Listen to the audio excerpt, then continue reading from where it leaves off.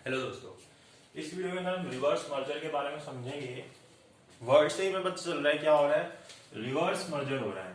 मतलब कि जो मर्जर में होता है उसको हम उल्टा कर रहे हैं उसका।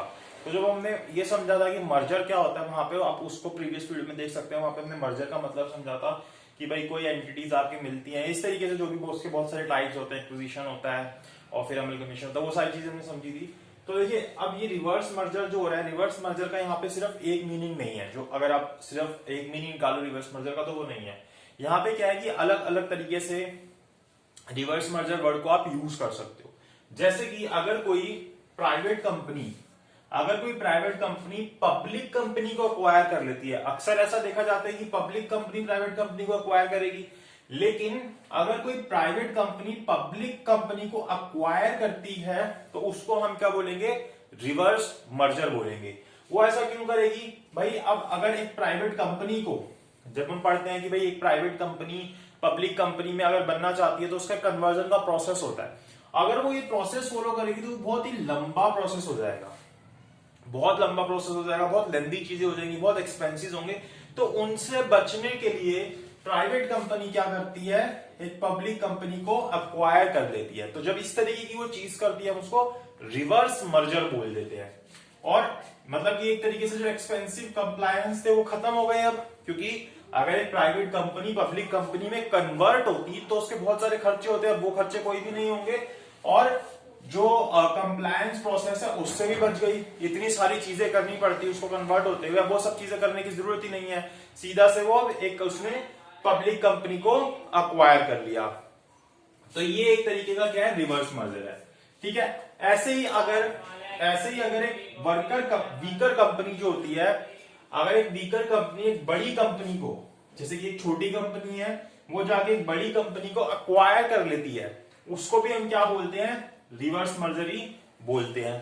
प्राइवेट ने पब्लिक को किया, वीकर या स्मॉलर कंपनी ने बिगर कंपनी को किया। ऐसे ही अगर किसी कंपनी की जो ये मैंने उल्टा लिख दिया, सब्सिडरी कंपनी, इसको मार्क उल्टा लगा देते हैं, सब्सिडरी कंपनी प्राइवेट कंपनी में मर्ज हो जाती है।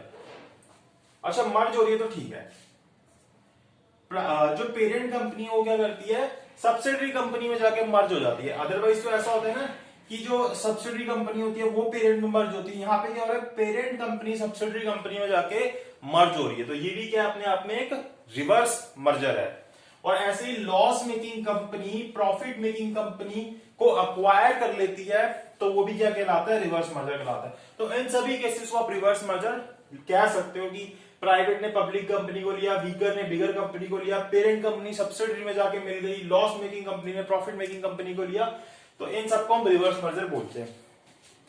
इसके रीजंस क्या होते हैं, क्योंकि जब भी इस तरीके की कोई चीज होती है तो एक तो टैक्स सेविंग होती है, हम पहले भी समझ चुके हैं टैक्स सेविंग किस तरीके से होती है।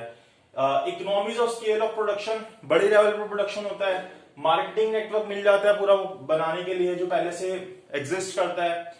प्रोटेक्ट ट्रेडमार्क राइट, जो ट्रेडमार्क राइट्स होते हैं उनकी प्रोटेक्शन हो जाती है। तो ये रीजंस होते हैं जिस वजह से रिवर्स मर्जर किया जाता है। जैसे अगर एग्जांपल दूं, कैरिन इंडिया जो वेदांता इंडिया की क्या थी, सब्सिडरी थी। ये कंपनी जो थी इसकी सब्सिडरी थी, ये कंपनी पेरेंट कंपनी थी।